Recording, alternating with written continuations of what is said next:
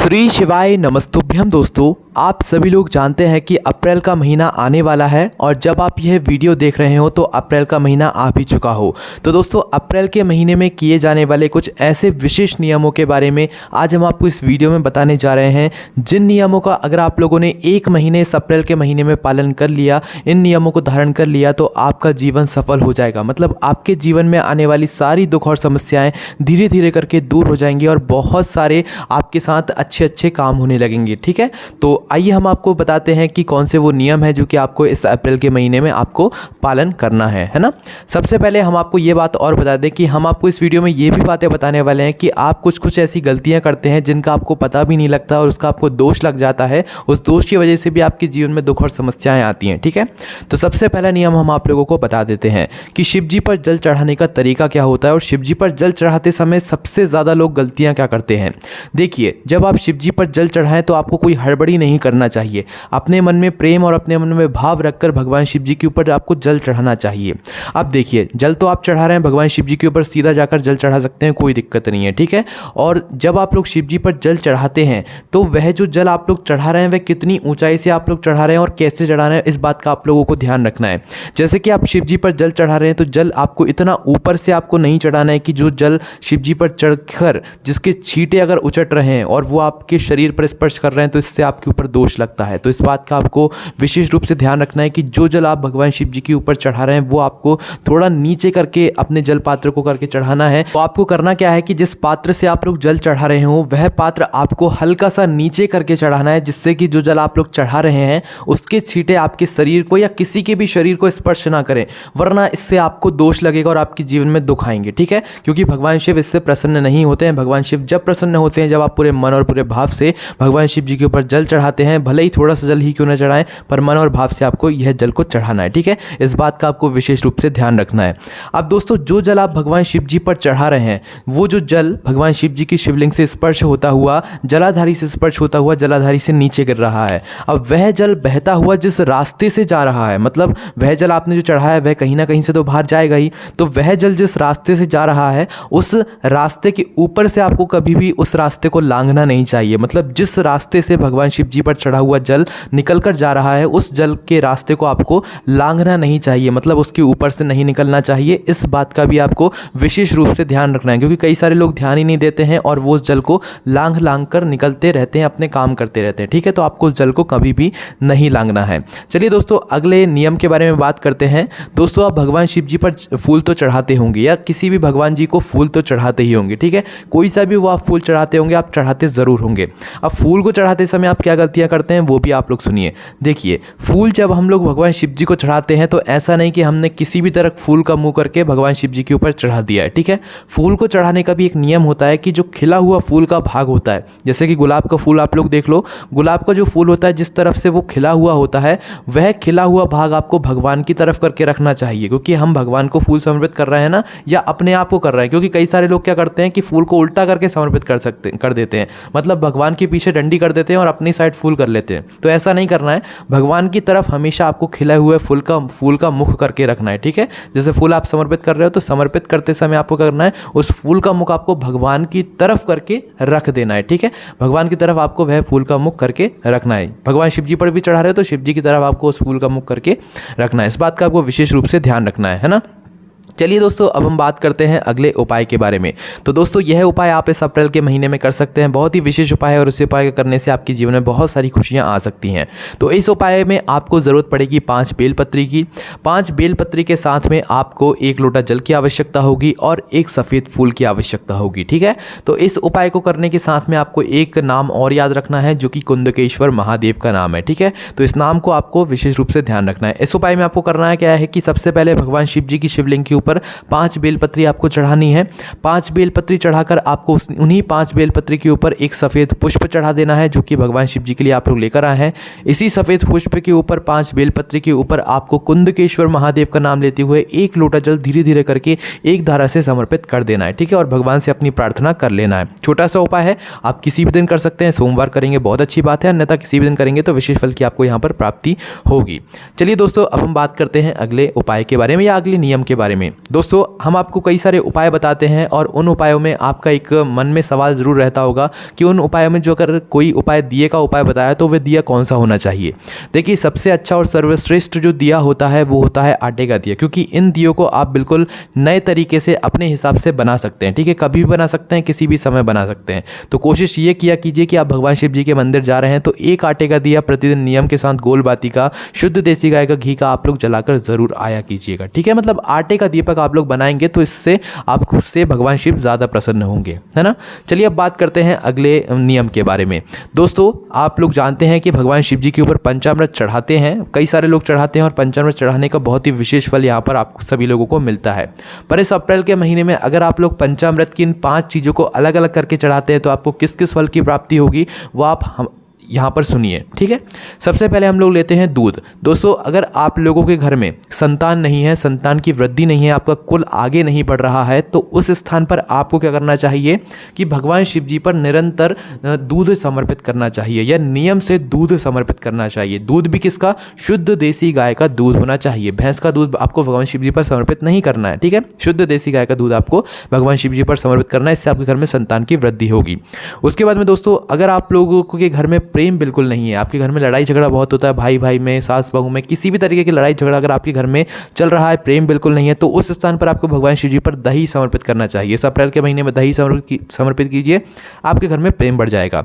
उसके बाद में दोस्तों अगर आपके घर में रोग मुक्ति से जो है कई सारे लोग मतलब चाहते हैं कि उनके घर से रोग मुक्ति हो जाए, मतलब कि जो भी रोग बीमारी उनके शरीर में उनको घिरे हुए है वह उनके शरीर से दूर चली जाए, तो उस स्थान पर आपको इस अप्रैल के महीने में भगवान शिव जी पर घी समर्पित करना चाहिए। शुद्ध देसी गाय का घी समर्पित करना चाहिए। ठीक है, नियम से। इससे आपके घर में जो है रोग बीमारी कभी नहीं होगी, होगी भी तो वो धीरे धीरे करके दूर हो जाएगी। ठीक है, अब जो अगली सामग्री है वो है शहद। दोस्तों अगर आप लोगों के घर में धन संपदा की बहुत कमी है, धन की कभी ना कभी कमी आती ही रहती है, तो इस स्थान पर आपको भगवान शिव जी पर शहद एक नियम से समर्पित करना चाहिए। ठीक है, उसके बाद में दोस्तों अब हम आपको बताते हैं अगर आपके घर में बच्चे ज़िद्दी हैं तो ज़िद्दी बच्चों के लिए या आपसे अपशब्द बोलते हैं, गलत तरीके से बात करते हैं, बहुत ज़िद्दी हैं, तो उस स्थान पर आपको भगवान शिव जी पर शक्कर एक नियम से चढ़ाना चाहिए। ठीक है, जो पिसी हुई शक्कर होती है ना वो आप भगवान शिव जी पर चढ़ाएं, निश्चित ही आपके घर के बच्चे जो हैं वो धीरे धीरे करके ठीक हो जाएंगे। तो ये है वो 5 चीज़ें थी पंचामृत की जिन्हें आप अगर अलग अलग करके चढ़ाते हैं तो ये फल की आपको प्राप्ति होगी। ठीक है, आप अपने इच्छा अनुसार इन उपायों को कर सकते हैं या इन नियमों को धारण कर सकते हैं। ठीक है, उसके बाद में दोस्तों अब जो हम आपको नियम बता रहे हैं इसका आपको विशेष रूप से ध्यान रखना है। दोस्तों आप सभी लोग भगवान शिव जी पर जल चढ़ाने जाते हैं और जल चढ़ाकर कई लोग क्या करते हैं सीधा खाली लोटा लेकर अपने घर वापस आ जाते हैं। अप्रैल के महीने में ये गलती आपको भूल कर भी नहीं करना है। क्या नहीं करना है? आपने भगवान शिव जी पर जल चढ़ाया, जल चढ़ाने के बाद इस जल पात्र को खाली नहीं लाना है। खाली नहीं लाओगे तो क्या करोगे, इसी जल पात्र के अंदर जो आपने भगवान शिव जी पर जल चढ़ा दिया है या अगर आपने चढ़ा के भगवान के दर्शन किए हैं उसके बाद भी अगर जलाधारी से जो भी जल टपक रहा है, भले वो 1 से 2 बूंद ही जल क्यों ना टपक रहा हो भगवान शिव जी की शिवलिंग से, तो आपको अपने उसी जल पात्र के अंदर भगवान शिव जी की जलाधारी से थोड़ा सा जल झील कर लाना है। ठीक है, भले वो 1 से 2 बूंद ही क्यों ना हो, उस 1 से 2 बूंद में भी इतनी ताकत होती है कि वो आपके जीवन में खुशियां भर सकती है। ठीक है, तो आपको कुछ उस भगवान शिव जी पर चढ़े हुए जल का भाग अपने लोटे में झील कर लाना चाहिए। आप चाहें उस जल का आचमन कर सकते हैं, चाहे तो अपने घर में छिड़क सकते हैं, इससे आपके घर में खुशियां आती हैं, मन शांत रहता है। ठीक है, चलिए दोस्तों अब हम बात करते हैं अगले नियम के बारे में। दोस्तों जब भी आपके घर में कभी आरती हो रही हो, किसी भी पूजन आपने कोई बड़ी पूजन करवाई हो और उस समय आपकी आरती हो रही हो, ठीक है, और आप सभी लोग जानते हैं कि आरती में कपूर तो सभी लोगों के होता ही होता है। ठीक है, तो अब यहाँ पर कई सारे लोग एक गलती करते हैं कि आपकी आरती पूरी हो गई है, ठीक है, और आरती पूरी हो गई है पर कपूर अभी तक जल रहा है। तो दोस्तों एक नियम ये कहता है, मतलब हमारा नियम ये कहता है, शास्त्र ये कहता है कि जब आप आरती कर रहे हो और उस आरती की थाली में आपने कपूर जलाया हो तो आपको वह थाली को जब तक नीचे नहीं रखना चाहिए जब तक कि वह कपूर पूरी तरीके से जल ना जाए, है ना। तो आज से अपने मन में इस बात का ध्यान रखना है, कभी भी पूजन हो तो आपका कपूर जल रहा है, भले ही आपकी आरती क्यों ना हो गई हो, तो जब तक आपका वह कपूर पूरा ना जल जाए आपको अपनी थाली को नीचे नहीं रखना है ना। इस बात का विशेष रूप से आपको ध्यान रखना है। चलिए अब बात करते हैं अगले नियम के बारे में। दोस्तों आपके घर में रोज प्रातःकाल सुबह सुबह आपके घर से कोई ना कोई अपने काम पर जरूर जाता होगा और उसके बाद आप लोग, कई सारे लोग शायद झाड़ू पोंछा करते होंगे, ठीक है। तो एक बात आप विशेष रूप से यहाँ पर नियम बना लीजिए कि आपके घर से जब भी कोई निकल रहा हो तो उस समय ना ही आपको झाड़ू करना है, ना ही पोंछा करना है, ना ही उसके जाने के बाद कभी आपको झाड़ू पोंछा करना है। कोशिश आपको ये करना है कि आपके घर से कोई नौकरी पे जा रहा है, कोई व्यापार पे जा रहा है, कोई पढ़ने के लिए जा रहा है, कोई कोचिंग जा रहा है, तो आप उससे पहले ही मतलब 9-10 बजे तक ही सभी लोग आपके घर से निकलते होंगे, तो 9-10 बजे से पहले ही आप लोगों को अपने घर की साफ़ सफाई, पोंछा जितना आप लोग करना चाहते हैं वो कर लीजिए। पर आपके घर से अगर कोई काम पर निकल गया है और काम पर जाने के बाद आप ना झाड़ू लगाएं ना पोछे लगाएं। बच्चों का चलता है, बच्चे सुबह स्कूल निकल जाते हैं, उनके लिए कोई दिक्कत नहीं है। पर अगर आपके घर का जो मुख्य सदस्य है वह काम पे निकल गया, उसके बाद अगर आप झाड़ू पोछा कर रहे हैं तो ये बिल्कुल गलत है, क्योंकि आप सभी लोग जानते हैं कि झाड़ू पोछा कब किया जाता है। अब वो आप लोग समझ गए होंगे, ठीक है। चलिए अब हम आपको बताते हैं अगला नियम जो कि आपको विशेष रूप से ध्यान रखना है। दोस्तों कई सारे लोग क्या करते हैं कि अपने घर में जो झाड़ू होता है झाड़ने वाला, जिससे वो अपने घर को झाड़ते हैं, उस झाड़ू को हर कहीं पर रख देते हैं, जो कि बिल्कुल गलत है। और कहाँ कहाँ पर रखने से आपके घर में क्या क्या समस्याएं आती हैं वो भी आप लोग सुन लीजिए। दोस्तों अगर आप मतलब अपने पति पत्नी के जो कमरा होता है, पति पत्नी के कमरे में जहाँ पर पति पत्नी सोते होंगे या विश्राम करते होंगे, उस पलंग के नीचे अगर आप लोग अपने घर के झाड़ने वाला झाड़ू रख रहे हैं तो इससे आपके घर में प्रेम कभी नहीं बढ़ेगा, ठीक है। उसके बाद में दोस्तों अगर आप लोग अपने घर के हॉल में रख रहे हैं, मतलब जहाँ पर आपके घर में मेहमान वगैरह बैठते होंगे, अगर उस स्थान पर अगर आप लोग अपना झाड़ू रख रहे हैं तो भाई इससे क्या होगा कि, या सोफ़े के नीचे अगर आप लोग रख रहे हैं तो आप के घर में जो सास बहू होंगे उनके बीच में कभी प्रेम ही नहीं बढ़ेगा। इस बात का भी आपको विशेष रूप से ध्यान रखना है। अगर आप अपने इसी झाड़ू को रसोई घर में रख रहे हैं तो इससे आपके घर में जो बच्चे होंगे उनके अंदर क्रोध बढ़ेगा, बच्चे गलत संगत में जाएंगे, गलत संबंध बनाएंगे, ठीक है। इस बात का भी आपको ध्यान रखना है। तो झाड़ू का भी एक निश्चित सही जगह पर आपको हमेशा रखना चाहिए।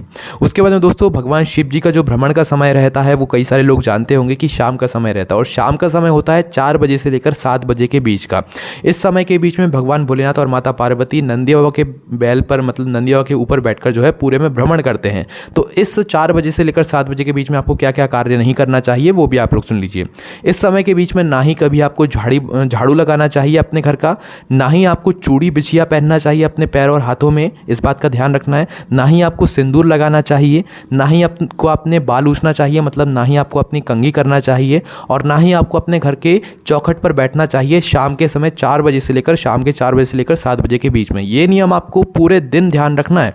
इस बात का आपको विशेष रूप से हमेशा ध्यान रखते हुए चलना है, ठीक है। उसके बाद में दोस्तों जो अगला और आखिरी जो हम आपको नियम बताने जा रहे हैं इसका आपको विशेष रूप से ध्यान रखना है। दोस्तों जब भी आप लोग मंदिर में दिया बाती करने जाते हैं, कई सारे लोगों का नियम है प्रतिदिन वो दिया बाती करने जाते हैं, तो यहाँ पर हमेशा आपको एक बात ध्यान रखनी है कि कभी भी हमें मंदिर में दिया बाती करने के बाद एकदम से मंदिर के बाहर नहीं आना चाहिए। आपने मंदिर गए, आप लोग मंदिर गए, मंदिर के अंदर प्रवेश किया, भगवान के दर्शन किए, आप लोगों ने दिया बाती करी, मतलब दीपक भगवान जी के सामने लगाया, भगवान भोलेनाथ के सामने या किसी भी मंदिर में जाकर आपने दीपक लगाया। दीपक लगाने के बाद आपको सीधा मंदिर के बाहर नहीं निकलना चाहिए। आपने दीपक लगाया, दीपक लगाने के बाद वहीं पर भगवान शिव जी के सामने या भगवान के मंदिर के सामने 2 क्षण बैठो, भले ही कितना ही समय बैठो पर एक बार बैठ जाओ, ठीक है। थोड़ी सी देर के लिए ही बैठो पर बैठ जाओ। उसके बाद आप कुछ समय बैठ जाओ, कुछ समय भगवान शिव जी को, मतलब भगवान जी को निहार लो। निहारने के बाद फिर आप लोगों को मंदिर से बाहर निकलना चाहिए, सीधे नहीं निकलना चाहिए। तो बस ये आप नियम अप्रैल के महीने में बना लीजिए। आपके साथ खुद ब खुद इतने चमत्कार होंगे जितने कि आपने कल्पना भी नहीं करी होगी। और कोई भी आपको समस्या आती है, कुछ भी नई बात पूछनी हो, कमेंट कर दीजिएगा। अगली बार हम आपको आपकी इन बातों का जो है जवाब दे देंगे, ठीक है। और यही सारी बातें आप हमारी वेबसाइट पर जाकर या पंडित जी के द्वारा बताए गए उपाय या किसी भी तरीके की चीज़ों को पढ़ने के लिए आप हमारी वेबसाइट भोलेनाथभक्ति.com पर जाकर आराम से बैठकर पढ़ सकते हैं। कोई भी समस्या आती कमेंट करके पूछ सकते हैं। ओम नमः शिवाय, जय भोले बाबा, श्री शिवाय, नमस्तुभ्यम।